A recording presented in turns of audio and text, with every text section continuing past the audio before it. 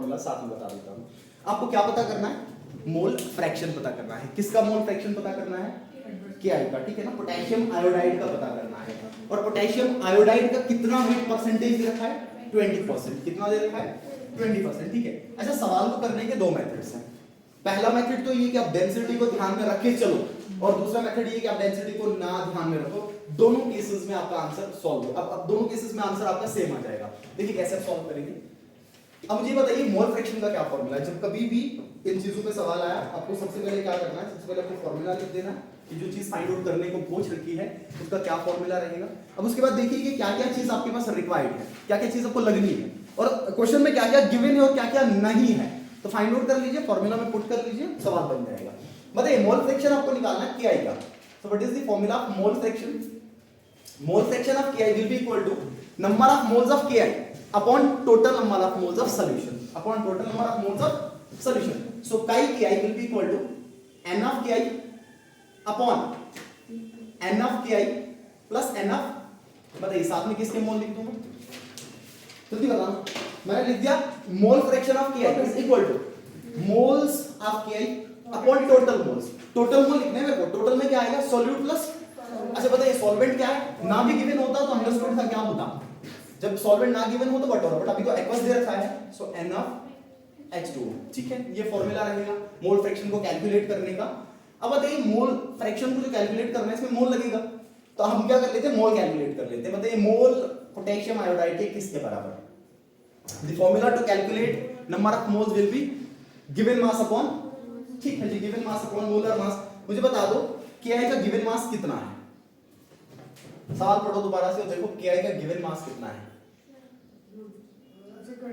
20%, 20%, ठीक है ना। इसका मतलब ये होगा, देखिए इस चीज को ध्यान में रखना, इसका मतलब ये होगा आपका जो सॉल्यूशन बना है, परसेंटेज में बात कर रहा हूं मैं, मास में बात नहीं कर रहा हूं मैं, सिर्फ परसेंटेज की बात कर रहा हूं।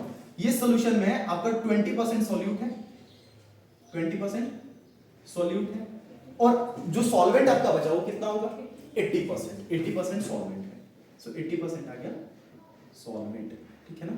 आप डेंसिटी के हिसाब से कैलकुलेट करो तो मास बहुत ऊपर जाएगा, लेकिन आप इसी हिसाब से लेके चलो फिर भी आंसर बनेगा, ठीक है। तो बताइए कितना KI का गिवन, KI का गिवन वेट कितना? 20 ग्राम्स। अच्छा, upon molecular weight of KI, molecular weight of KI, ठीक है। बताइए KI का मॉलिक्यूलर वेट कितना होगा? पोटेशियम का मास कितना होगा? 20 ग्राम पर मोल, 20 ग्राम मोलर मास पोटेशियम का कितना? 20 ग्राम पर मोल, ठीक है। और आयोडीन का 126 ग्राम पर मोल, ठीक है। बताइए टोटल कितना हो गया?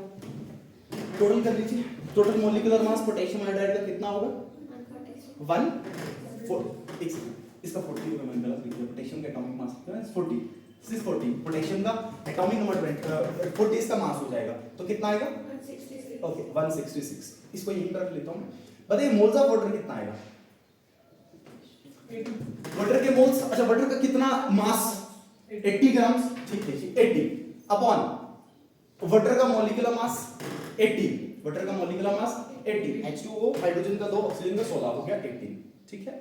अब इन वैल्यूज को मैं यहां पे पुट कर दूंगा, तो बताइए वैल्यूज को पुट करने पे chi KI कितना आ जाएगा? chi KI will be equal two moles of KI that is 20 upon, okay so 20 upon 166 divided by 20 upon 166, फिर से इसके moles of KI upon total moles, total में इसके प्लस करने पड़ेंगे, प्लस 80 अपॉन 18, 80 अपॉन 18, ठीक है ना। डिवाइड करना और इसको सॉल्व करना है। अब चाहो तो इसको अलग से सॉल्व कर सकते हो, इसको अलग से सॉल्व करके डिवाइड कर सकते हो। इसको डिवाइड करने पे, इस कंप्लीट सॉल्व कर लेना इसको सॉल्व, इसको सॉल्व करने पे आपका आंसर मिल जाएगा 0.0263, 0.0263 आपका आंसर मिल जाएगा, ठीक है। तो कौन सा ऑप्शन हो जाएगा? ऑप्शन सेकंड, ऑप्शन सेकंड इसका करेक्ट ऑप्शन हो जाएगा, ठीक है ना। ऑप्शन सेकंड इसका करेक्ट ऑप्शन हो जाएगा, ठीक है। अब देखिए ये सिंपल है, इसमें लिखने वाली कोई भी नीड नहीं है, ये उसमें भी दे रखा है, ठीक है ना, ये उसमें भी दे रखा है, इसको लिखने की नीड नहीं है, इजी है ये, ठीक है। अब समझिएगा चीजों को जो मैं बोलने वाला हूँ, जो भी मैं फॉर्मूलाज लिखवाने वाला हूँ उनको ध्यान से देखना। मुझे बता दो ये मोल फ्रैक्शन आपका, इसकी यूनिट्स क्या होंगे? मोल फ्रैक्शन की यूनिट्स क्या होंगे? मैं इसको